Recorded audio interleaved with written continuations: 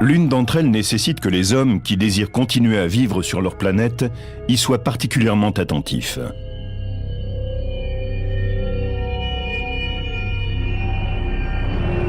La Terre a-t-elle vraiment rendez-vous tous les 26 millions d'années avec une catastrophe qui provoque l'extinction de nombreuses espèces? Et dans ce cas, quelle est l'origine de ce cataclysme qui se reproduit périodiquement? Vous avez une énorme explosion qui détruit tout à des milliers de kilomètres à la ronde. Dans un premier temps, il y a une onde de choc, un véritable tsunami. Les températures sont extrêmement élevées.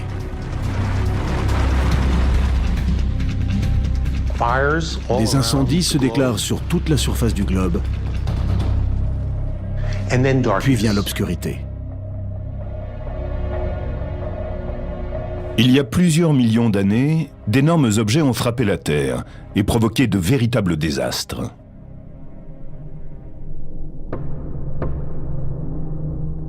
C'est un impact survenu en mer, à proximité de la péninsule du Yucatan, qui serait à l'origine de la disparition des dinosaures il y a 65 millions d'années. Mais ce n'était pas la première extinction de masse, et ce ne sera probablement pas la dernière. Ce n'était pas la plus importante de tous les temps. Cette extinction s'est produite au cours de l'époque permienne. À ce moment-là, 95% des espèces océaniques et 80% des espèces terrestres ont disparu. Des événements aussi dramatiques s'étaient déjà produits. Certains spécialistes pensent que ces phases de destruction ont lieu régulièrement, selon un calendrier précis. Certains paléontologues ont découvert un phénomène assez étrange. Ils se sont aperçus que les grandes extinctions, comme celle qui est à l'origine de la disparition des dinosaures, ne sont pas survenues de façon aléatoire. Elles semblent se produire selon un schéma régulier. C'est très surprenant. Ce phénomène apparaît tous les 26 millions d'années. Cela nécessite une explication. L'astrophysicien Richard Muller pense que ce cataclysme périodique pourrait s'expliquer par la présence d'une étoile naine très peu lumineuse, située en embuscade sur les bords du système solaire. Une étoile qu'il a appelée Némésis.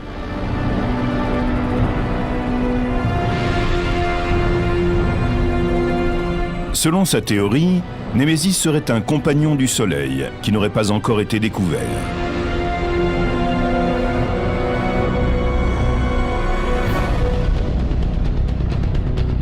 Elle serait à une distance d'1 à 3 années-lumière du centre du système solaire et se déplacerait selon une orbite elliptique excentrique. Quand Némésis, tous les 26 millions d'années, arrive au plus près du Soleil, son orbite traverse le nuage de Oort, qui est une assemblée de comètes entourant le système solaire et formant comme sa frontière. C'est au cours de cette phase que le système solaire devient particulièrement chaotique. À ce moment-là, Némésis est très proche des comètes et elle perturbe leurs orbites. Selon la théorie de Muller, la perturbation gravitationnelle provoquée par cette petite étoile amène les comètes qui étaient restées longtemps tranquilles à partir à la dérive dans le nuage de Oort. Poussées vers le Soleil par la force de gravitation, des millions de comètes sont ainsi projetées à travers le système solaire. Inévitablement, une poignée d'entre elles croise le chemin de la Terre et entre en collision avec elle, provoquant ainsi des extinctions massives.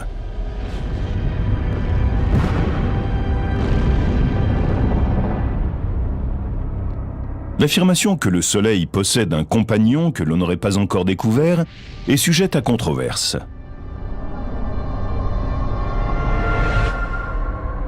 De nombreux spécialistes pensent que le Soleil est une étoile solitaire, qui n'a pas de compagnon. Mais dans l'univers, la plupart des étoiles assemblées par la force de gravitation forment un système binaire, voire ternaire.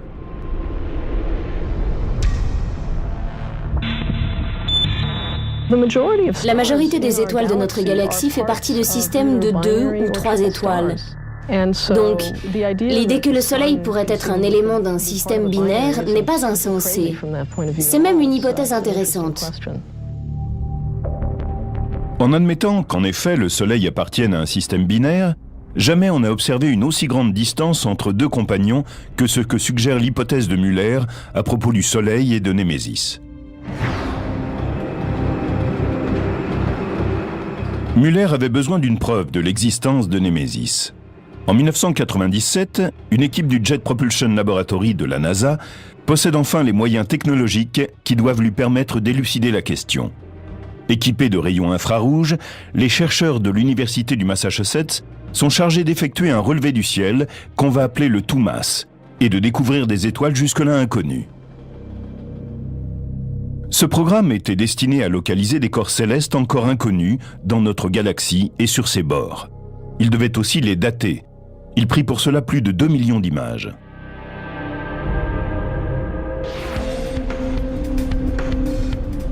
Si Némésis se trouvait quelque part, on aurait dû la repérer. Mais rien n'a été détecté qui corresponde à la description de Muller. Nous avons cherché avec beaucoup d'attention cette étoile, Némésis, et nous ne l'avons trouvée nulle part.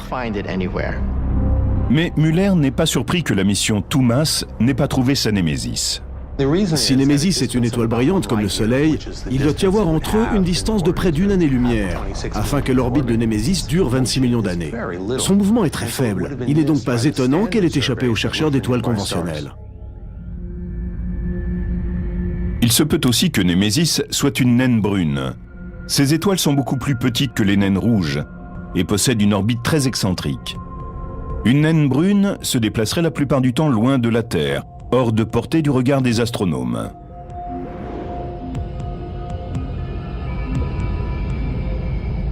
Si c'est le cas, Némésis pourrait tout à fait avoir échappé au radar de l'opération TOMAS. Richard Muller continue ses recherches, il a maintenant un projet d'étude encore plus précis. Et il pense que la découverte de Némésis n'est qu'une question de temps. Il y a une foule d'étoiles dans l'univers, il y en a des millions. C'est comme chercher une aiguille dans une botte de foin. Mais nous trouverons un objet qui ressemble à Némésis. Nous en mesurerons l'orbite et nous prouverons qu'il s'agit bien d'elle.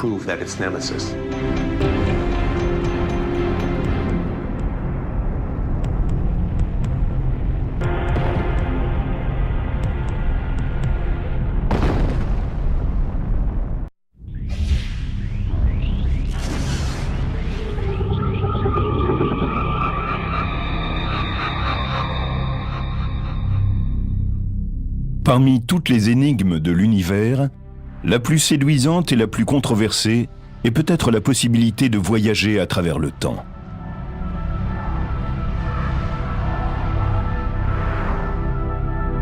Pouvons-nous réellement retourner dans le passé? Pouvons-nous changer notre destin? C'est une des grandes questions qui se posent à nous.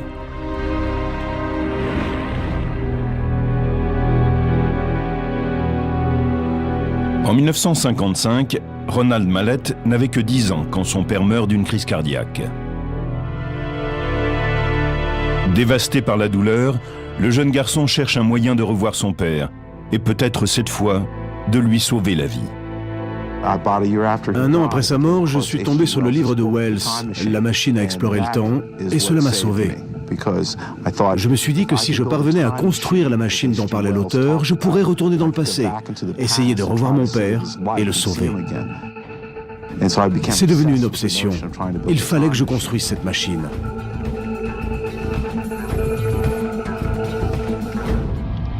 Messieurs, il s'agit de voyager dans le temps. La machine à explorer le temps est une œuvre de fiction. Mais Ronald Mallett découvre bientôt qu'une branche de la science soutient l'hypothèse du voyage dans le temps.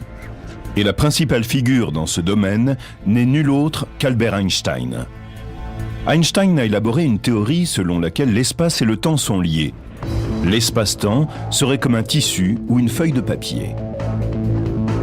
Selon la théorie de la relativité générale, Un objet massif tel une planète, une étoile ou un trou noir déformerait le tissu de l'espace et du temps. En fait, Einstein pensait que la gravitation, la force qui nous lie à la Terre et qui maintient la Terre dans l'orbite du Soleil, n'est qu'un effet de cette déformation.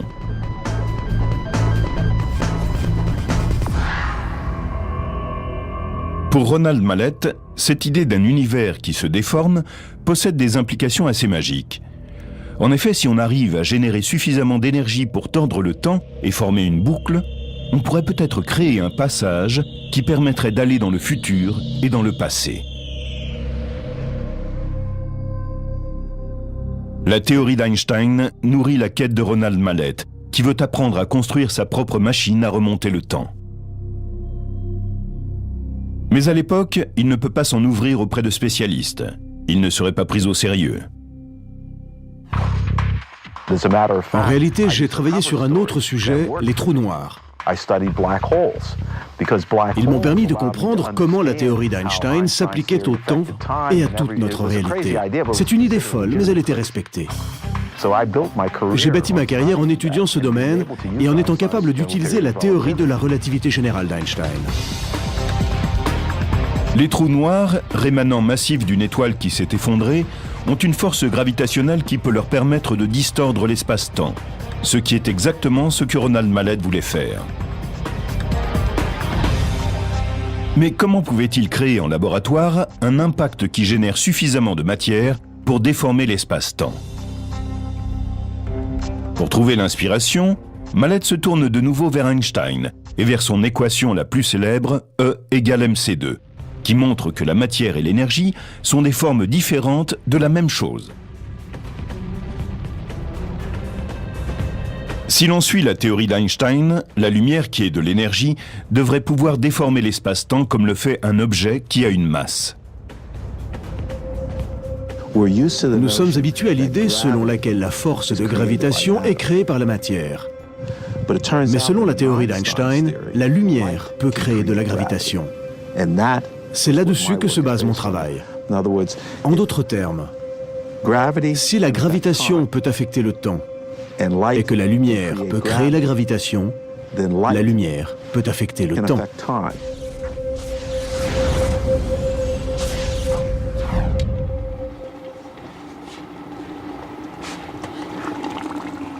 Mallett a construit une maquette pour démontrer la validité de son concept. Un rayon laser circulaire peut créer un courant de lumière qui torde l'espace-temps. On a 4 rayons laser qui s'entrecroisent. L'espace à l'intérieur de cette colonne de lumière représenterait l'endroit où l'espace subit une torsion. Et si le temps était tordu par cette colonne de lumière,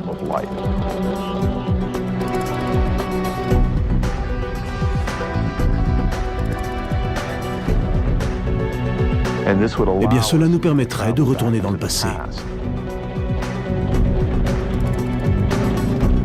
Le premier voyageur devrait être plus petit qu'un être humain. Ce pourrait être des particules subatomiques comme le neutron. Ce que nous essayons de faire, c'est que l'être humain puisse envoyer à travers ces particules un certain nombre d'informations. Cela peut avoir d'immenses implications. Imaginez que nous puissions envoyer des informations dans le passé. Cela pourrait nous renseigner sur de futurs désastres et nous serions capables de les éviter.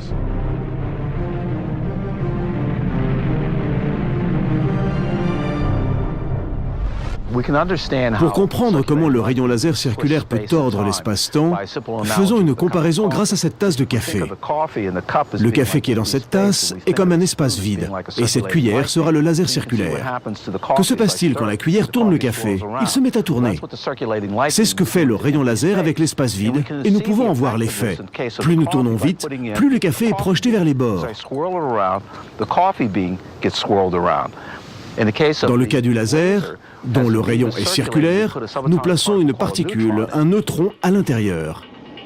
Et on voit comment, dans cet espace, le neutron est projeté vers l'extérieur comme l'était le café précédemment. Maintenant, souvenez-vous que l'espace et le temps sont liés. Donc cet espace déformé va provoquer une déformation du temps qui ira jusqu'à créer une boucle. Et grâce à cette boucle de temps, nous pourrons aller dans le passé, dans le futur et revenir dans le passé.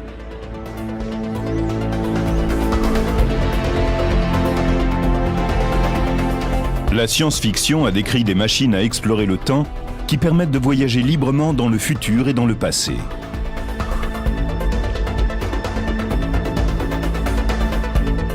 Mais selon Mallett, on ne pourrait remonter que jusqu'au moment où la machine a été mise en marche pour la première fois. Si je mets l'appareil en marche aujourd'hui et que je le laisse s'allumer pour des siècles, quelqu'un pourra, dans 100 ans, voyager 75 ans en arrière, ou 50 ou 25. Il pourra remonter jusqu'au moment où j'ai fait démarrer l'appareil, mais pas avant, puisqu'avant, il n'avait pas d'appareil, et que c'est lui qui crée ce passage. Autrement, le voyageur n'aurait pas la possibilité de se matérialiser à l'intérieur. Cette restriction signifie que la machine à explorer le temps de Ronald Mallett ne lui permettrait pas de remonter jusqu'en 1955 pour sauver son père. Pour y arriver, il faudrait disposer d'une technologie venue d'un autre monde. Pourquoi une civilisation extraterrestre avancée n'aurait-elle pas mis en marche il y a des milliers d'années une machine à explorer le temps ? Nous pourrions alors utiliser leur technique pour retourner visiter notre passé le plus ancien. Même si nous avions su voyager dans le temps il y a plusieurs siècles, nous serions toujours face à la même limite. Mais si nous rencontrons d'autres civilisations avancées, nous pourrons peut-être aller visiter l'Égypte ancienne et la Rome antique.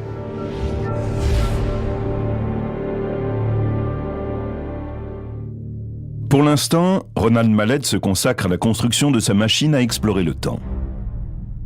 Ce projet exige de rassembler 250 000 $ simplement pour démarrer. Mais l'argent n'est qu'un des obstacles que rencontre tout physicien qui ose s'attaquer au problème du voyage dans le temps. Beaucoup pensent que ce projet est impossible et invoquent par exemple ce qu'on appelle le paradoxe du grand-père.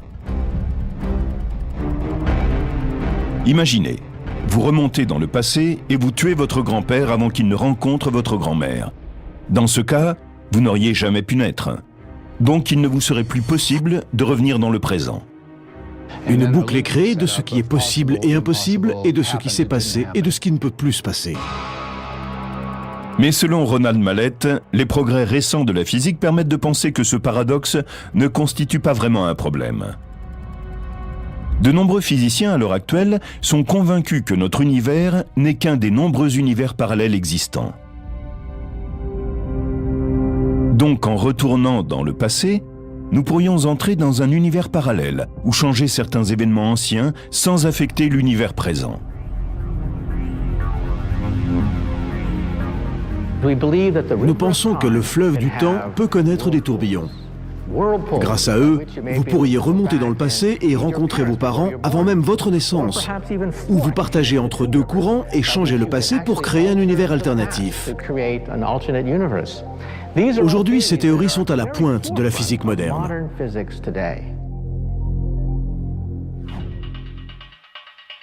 Ronald Mallett pense que dans quelques siècles, nous pourrons sans doute voyager dans le temps. Mais il sera trop tard pour qu'il puisse retourner sauver son père.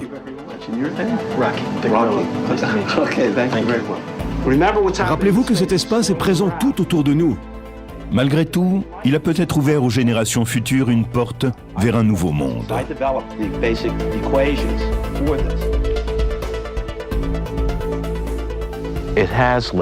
Cela m'a permis de partager quelque chose avec les autres, ce que je n'avais jamais pu faire avant. Mon travail est comme un monument que j'élève à mon père et qui lui correspond bien. J'ai été capable d'accomplir cela et cette idée me console.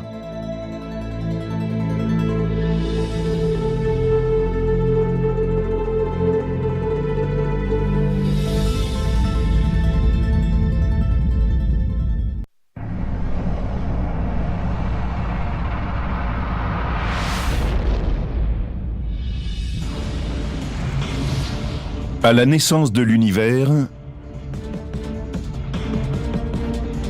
les spécialistes pensent qu'il n'était pas uniquement composé de la matière qui aujourd'hui constitue tout ce qui nous entoure.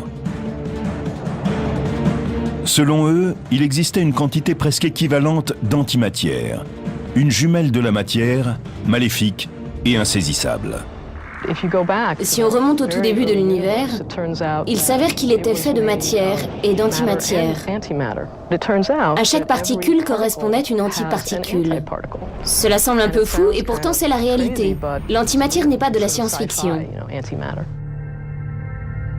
Mais qu'est donc cette mystérieuse antimatière et où est-elle passée?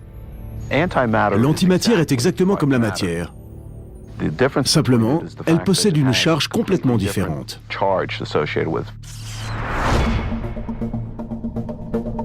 La matière est composée d'atomes, faits de particules subatomiques, comme les électrons chargés négativement et les protons chargés positivement.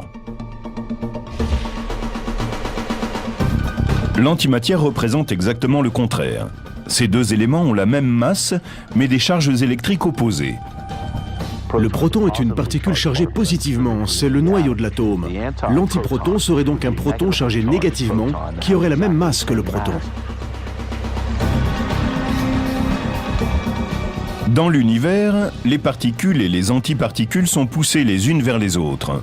On pourrait croire qu'elles sont dans une relation vouée à l'éternité. Mais à chaque fois que la matière entre en contact avec l'antimatière, la réaction est la même. Elles s'anéantissent l'une l'autre. Imaginez deux vaisseaux spatiaux lancés à toute allure à travers l'espace vers une collision inévitable. L'un est fait de matière régulière. L'autre est un vaisseau d'antimatière construit par une ancienne civilisation extraterrestre. Le choc serait spectaculaire. Et les enquêteurs envoyés sur ce crash cosmique n'auraient aucun débris à examiner. La matière et l'antimatière disparaissent, il n'y a plus rien. Mais l'énergie, elle, ne disparaît pas. Elle émerge à nouveau sous forme de deux rayons gamma pleins d'énergie, les photons. La quantité d'énergie renfermée dans une si petite masse est assez stupéfiante. Si vous prenez de la matière et de l'antimatière et que vous les combinez, le résultat est explosif. L'une des plus grandes sources d'énergie de l'univers est la collision de matière et d'antimatière.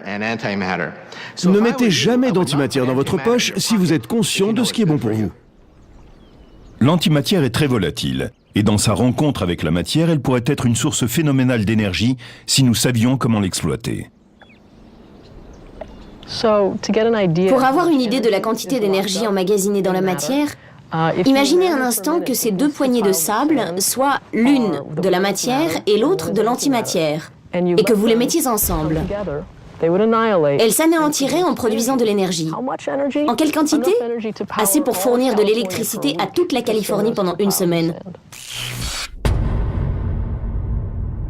La plus grande énigme qui entoure l'antimatière est la suivante. S'il y avait des quantités à peu près égales de matière et d'antimatière au début de l'univers, où est passée aujourd'hui l'antimatière? Une des plus grandes énigmes de l'univers concerne notre jumelle maléfique, l'antimatière. Que lui est-il arrivé? Où que nous regardions dans les cieux, nous voyons de la matière, mais pas d'antimatière. Il y en a juste une petite quantité qui sort du centre de la Voie lactée.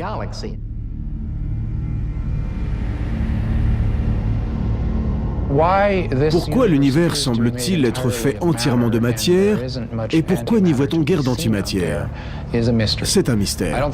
Je ne pense pas que l'on puisse jamais l'élucider. Et pourtant, notre esprit a besoin d'explications.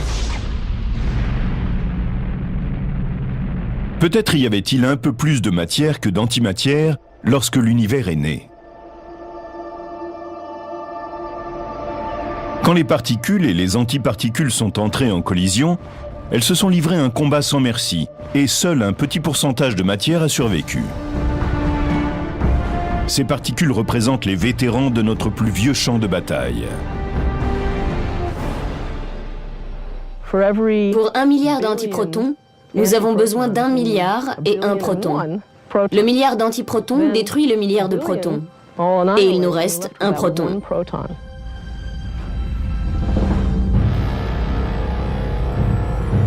Et ce reliquat, c'est nous. Nous sommes les vestiges de cette gigantesque explosion d'énergie provoquée par la collision entre la matière et l'antimatière à cet instant donné.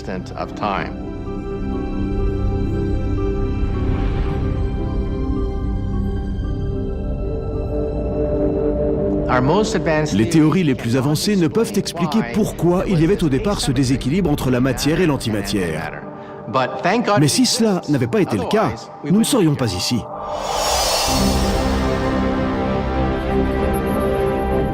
La matière l'a emporté et a fabriqué tout ce que nous voyons autour de nous.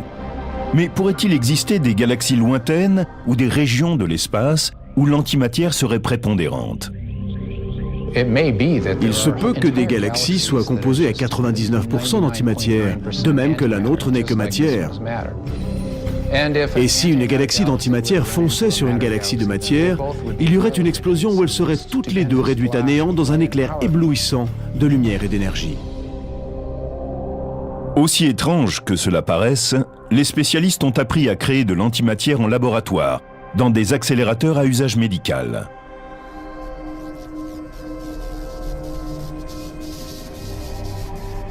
Des particules d'antimatière issues de matériaux radioactifs sont injectées dans le corps pour effectuer une tomographie du cerveau.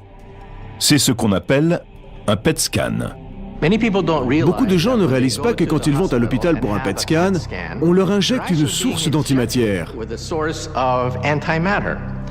Le P de PET correspond à positrons. Or, les positrons sont des anti-électrons. On les injecte dans une partie du corps et on essaie de comprendre ce qui s'y passe. Quand un positron trouve un électron, très vite, ils s'annihilent entre eux. Des rayons gamma quittent le corps et sont alors détectés. Ils se concentrent dans une partie du cerveau où il y a une activité mentale.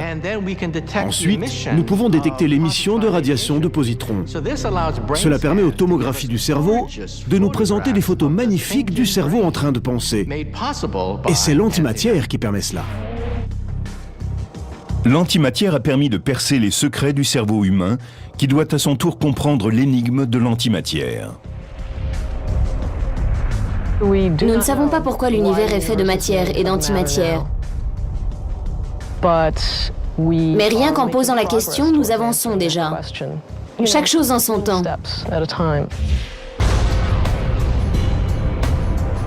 Comme beaucoup d'énigmes dans cet univers en évolution permanente, l'antimatière continue pour l'instant à appartenir au royaume de l'inexpliqué.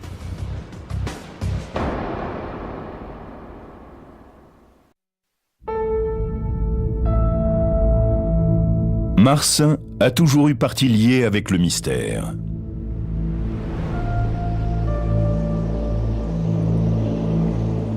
Mais l'énigme la plus intrigante de la planète rouge n'a rien à voir avec des envahisseurs extraterrestres.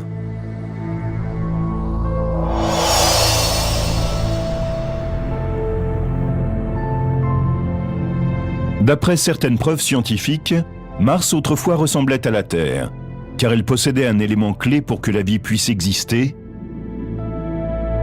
l'eau. L'eau existe en abondance sur Mars. Nous trouvons des preuves de l'existence de courants et un tout petit peu de vapeur d'eau dans l'atmosphère.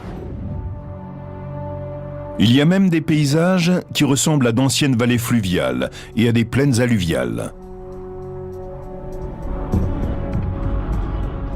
C'était autrefois une planète tropicale avec des océans et des mers. Mais toute cette eau a disparu. Comment l'eau sur Mars a-t-elle pu ainsi s'évanouir? Et pourquoi? Les astronomes unissent leurs efforts pour résoudre cette énigme. Certains indices géologiques collectés par les missions spatiales laissent penser qu'il y a 3,5 milliards d'années, la surface de Mars aurait changé de façon radicale.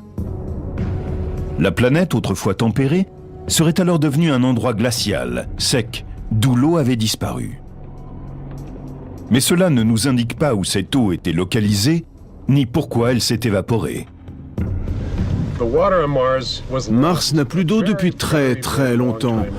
Je veux dire depuis des milliards d'années. Et les indices qui nous permettraient de savoir où elle est passée ont disparu depuis longtemps.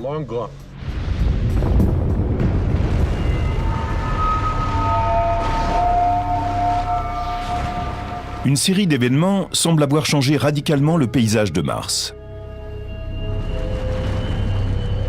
La planète a connu une période volcanique intense, au cours de laquelle la lave s'est répandue à la surface.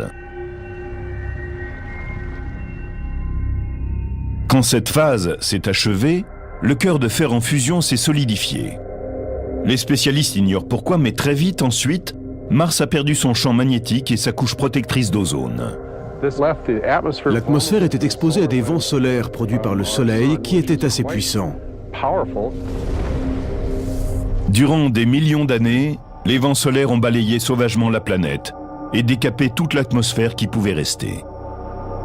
Mais la vapeur d'eau tombée autrefois sous forme de neige et de pluie a échappé au petit champ gravitationnel de la planète.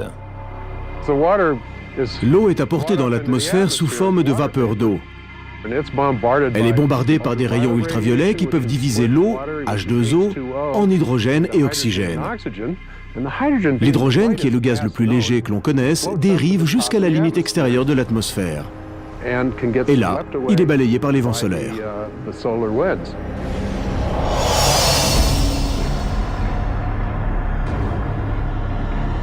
Une autre théorie pour expliquer la disparition de l'eau martienne évoque une menace venue de l'extérieur de la planète. On sait qu'au cours des premières années du système solaire, Mars se trouvait sur un trajet extrêmement dangereux. Il y a environ 3,9 milliards d'années, il s'est produit un événement appelé le Grand Bombardement. Il est possible qu'à ce moment-là, la planète ait été la cible de nombreuses chutes de météores. En même temps, du matériau et une partie de l'atmosphère auraient été éjectés en dehors du champ gravitationnel. Imaginez que nous ayons ici un astéroïde, mais qu'il ait la taille d'une montagne.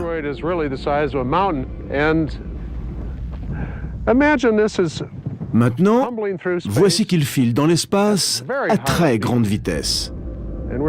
Nous parlons ici de dizaines de milliers de kilomètres par heure. Admettons donc qu'il fonce comme une flèche et...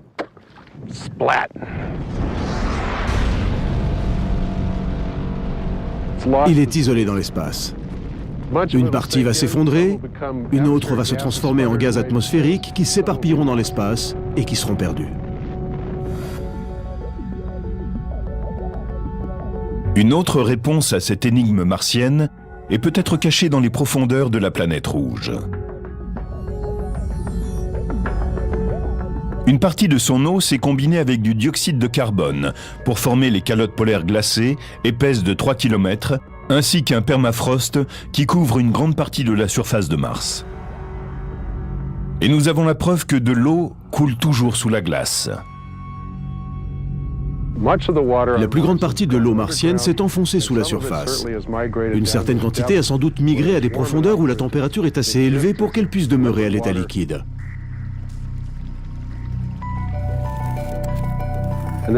Dans un environnement plus froid, l'eau a gelé en une cryosphère. Et la surface s'est desséchée, car après avoir traversé le sol, l'eau s'est évaporée dans l'atmosphère.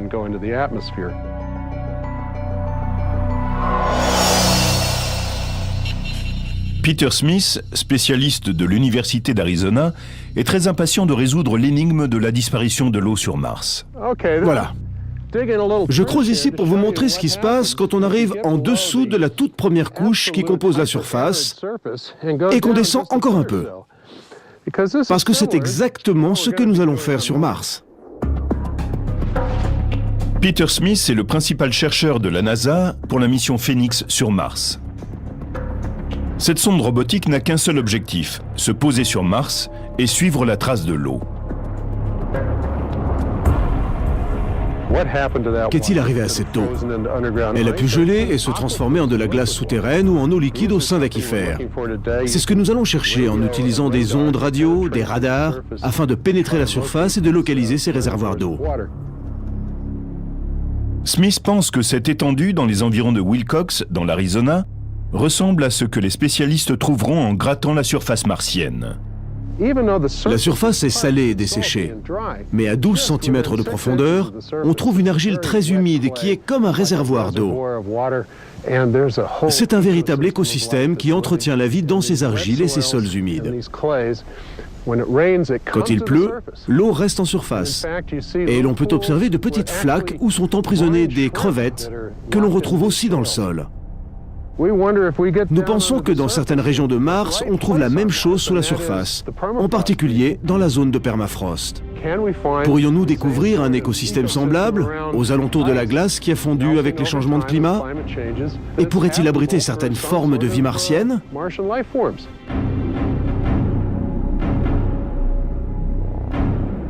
Certains pensent que la vie sur Terre trouve son origine sur Mars. Mais les changements survenus sur la planète rouge présagent peut-être de notre avenir.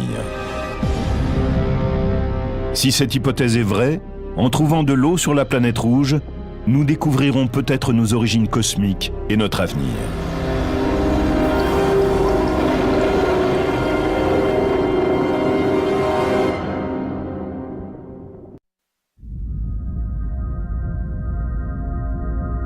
En ce qui concerne notre univers, nos connaissances seront bientôt dépassées par ce que nous avons encore à apprendre.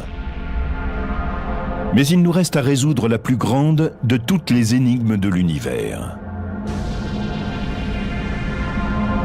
Y avait-il quelque chose avant le Big Bang? Ou est-il réellement au commencement de tout? Et dans ce cas, quelle est l'étincelle qui a tout déclenché? C'est le plus grand mystère de toute la science. Qu'est-ce qui a déclenché la création elle-même? Il y a une immense faille dans la théorie du Big Bang. C'est que nous n'avons aucun indice sur ce qui a bien pu déclencher le Big Bang.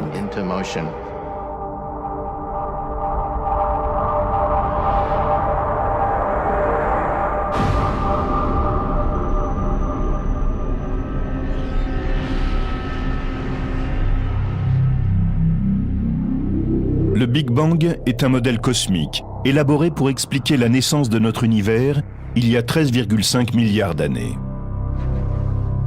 Nous avons pu retracer toute son évolution jusqu'à ce moment-là. Au départ, il semble y avoir un point mystérieux qu'on appelle la singularité initiale. Tout cela est mystérieux et de nombreuses questions restent sans réponse. Mais cela constitue un bon point de départ. Cependant, nos instruments scientifiques restent aveugles et sourds pour la période située avant le Big Bang, si toutefois elle a jamais existé. La singularité est comme un horizon, au-delà duquel nous sommes incapables de voir. Au moment de la création, le temps est apparu en même temps que l'espace et que la matière. Le Big Bang correspond bien à un événement de ce type.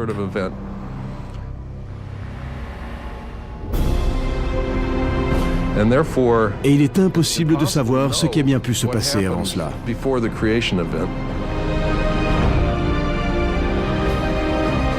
Pourtant, les hypothèses scientifiques sur l'avant-Big Bang suscitent l'attention des plus grands esprits de l'astrophysique.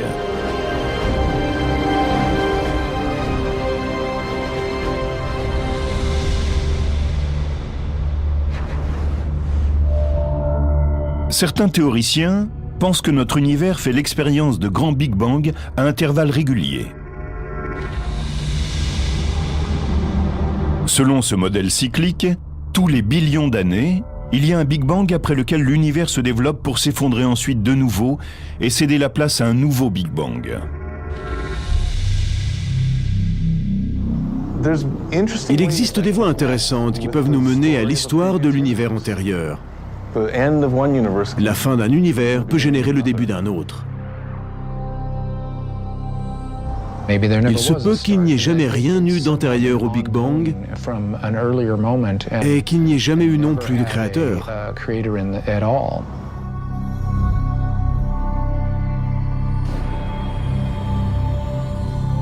Mais nous sommes peut-être plus proches que nous le croyons d'une explication de cet avant-Big Bang. Les réverbérations cosmiques du Big Bang font encore écho dans l'univers et détiennent peut-être la réponse à notre question Qu'y avait-il avant la singularité? C'est grâce à ces ondes que nous comprenons aujourd'hui l'univers. Au début, un petit coup donne un élan à l'univers, comme lorsque je frappe sur ce pot. Il se forme alors une onde permanente. Nous cherchons aujourd'hui des dessins symétriques dans les radiations cosmiques.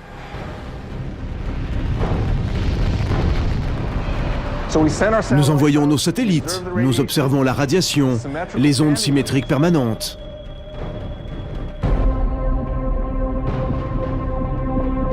Une nouvelle génération de détecteurs d'ondes de gravitation sera lancée au cours de la prochaine décennie dans l'espace extérieur au système solaire. Ils seront équipés de rayons laser. Toute onde de choc née à l'instant de la création fera trembler légèrement ces rayons laser et on pourra entendre les vibrations laissées par le Big Bang lui-même. C'est pour cela que j'ai confiance. Je suis certain que dans les décennies à venir, nous aurons des preuves non seulement du Big Bang, mais de ce qu'était la période avant le Big Bang. Ces lasers détermineront aussi sans doute les sources d'énergie et le mécanisme à l'origine du Big Bang.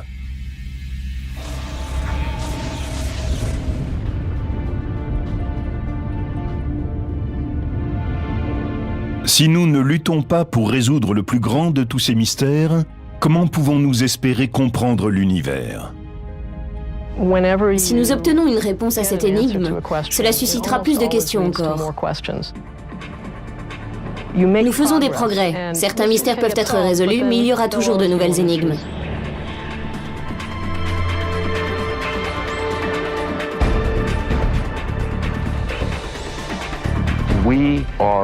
Nous sommes un produit de l'univers qui attend de se comprendre lui-même. Telle est ma conception de notre place dans l'univers.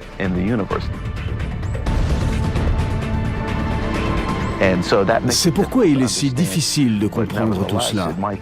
Mais ce n'est pas impossible.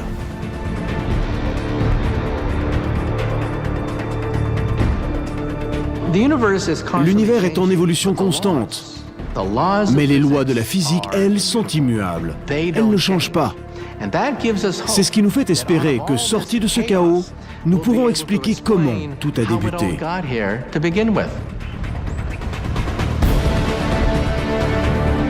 Il faut nous résoudre à ce que, dans un univers en perpétuel changement, certaines énigmes demeurent inexpliquées.